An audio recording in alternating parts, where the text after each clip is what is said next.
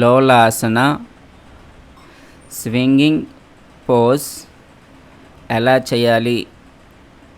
2 కాళ్ళని ముందుకు చాపాలి, పద్మాసనం చేయాలి.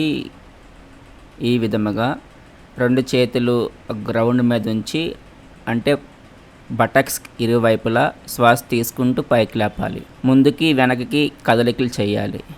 1 2 3 4 5 6 7 8 9 10 11 12 13 14 15. Relax. Slowly come to normal position. Release your legs one by one. ఉపయోగాలు: it strengthen the arms, wrist, shoulders, hands. It generates control and balance. ఎవరు చేయకూడదు?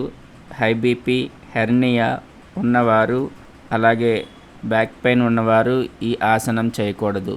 గురుభ్యో నమః.